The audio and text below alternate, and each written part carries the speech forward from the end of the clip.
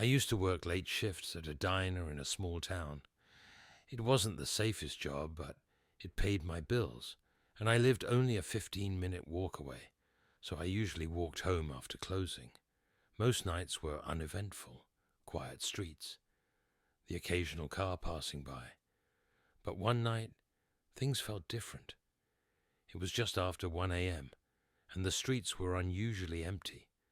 The sound of my footsteps felt too loud. As I turned a corner, I noticed a man walking on the opposite side of the street. At first, I didn't think much of it, but then I realized he wasn't just walking. He was matching my pace. I slowed down. He slowed down. I sped up. He sped up. At that moment, I crossed the street at the next intersection. Pretending like I was just heading in a new direction, the man crossed too. I could hear his boots scrape against the concrete, and the sound seemed to get closer. I tried to stay calm. Maybe he lived nearby. Maybe I was overthinking. But when I reached the gas station, that was usually closed at that hour, I glanced at the reflection in the glass door. He was right behind me, so I turned left, walking quickly down a street that would loop back toward my apartment. I glanced over my shoulder. He turned left too. My throat tightened. I turned right. He followed again. By now panic had set in. My apartment was still a few blocks away, and I didn't want him to know where I lived. My only option was to find somewhere safe. I spotted a 24-hour laundromat at the end of the street. Without hesitating, I pushed open the door and rushed inside. There was an older man inside, folding clothes. I sat down in a plastic chair, pretending to be waiting for my laundry. A minute later, the man who had been following me walked in. He didn't look around for a washer, he didn't bring clothes, he just stood there. His eyes locked onto me, and a slow smile crept across his face. My stomach dropped. I could feel my hands shaking. As I pulled out my phone, I wanted to call the police, but before I could, the man folding clothes looked up and asked loudly, "Do you need something, buddy?" The stranger just stood there, staring, before finally mumbling something under his breath and walking back out. I stayed in that laundry for over an hour, too terrified to leave. The older man ended up walking me home after I told him what happened.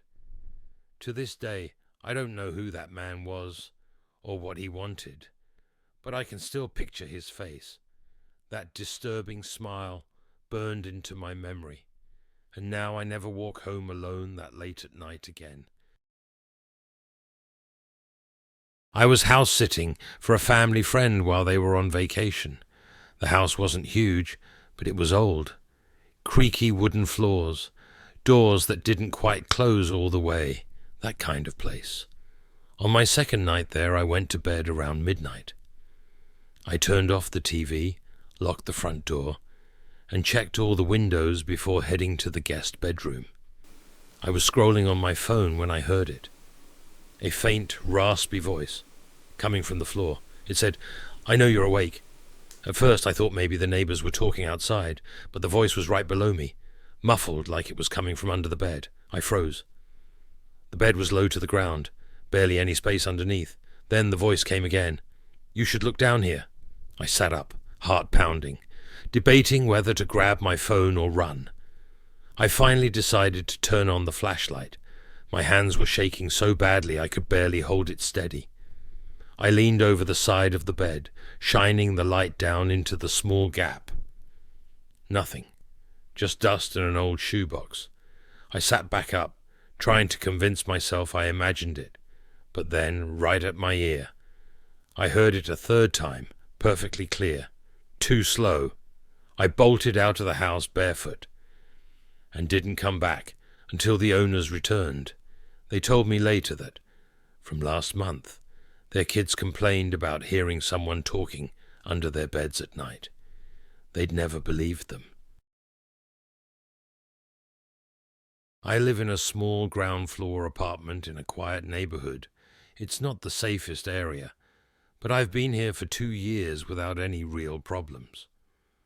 My bedroom window faces the street, but it's usually fine because I keep the blinds closed at night.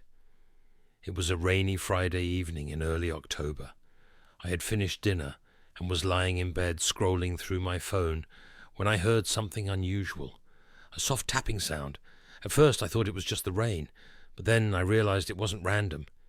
It was 3 slow, deliberate knocks on my bedroom window. I froze. My blinds were closed, but I could see the faint shadow of someone standing there. I live alone. No friends were coming over. Nobody should be outside my window at 11 p.m. I didn't move. Maybe if I stayed quiet, they'd leave. But after about 10 seconds, there were 3 more knocks, this time louder. My heart was racing now. I reached over to grab my phone from the nightstand, but before I could dial anyone, a low male voice spoke from outside. "I know you're in there. Open up." I instantly got chills. His tone wasn't angry. It was almost calm, like he was stating a fact. I whispered, "Hello?" Not sure why I even answered. There was a pause, and then he said, "It's too cold out here. Let me in." I shot out of bed, went straight to my living room, and called 911. I told them someone was outside my window trying to get in. While I was on the phone, the knocking started again, but this time it was on my living room window. The dispatcher told me to stay on the line and keep away from the windows. I sat on the floor in the hallway, listening. No more knocks, no footsteps, just the sound of rain. Within about 5 minutes, the police arrived. I watched through the peephole as 2 officers walked around the building with flashlights. One of them knocked on my door and asked me to come outside. They showed me fresh, muddy footprints, starting from the sidewalk and leading right up to both my bedroom and living room windows. The strange part was, the prints didn't lead back to the street. They just stopped under the second window, like the person had vanished. The police stayed for a bit and told me to keep my windows locked. After they left, I went back inside, locked everything, and sat in my bed with the lights on. Just as I was starting to calm down, I got a text from an unknown number. It said, "You should have let me in." I moved out the next week.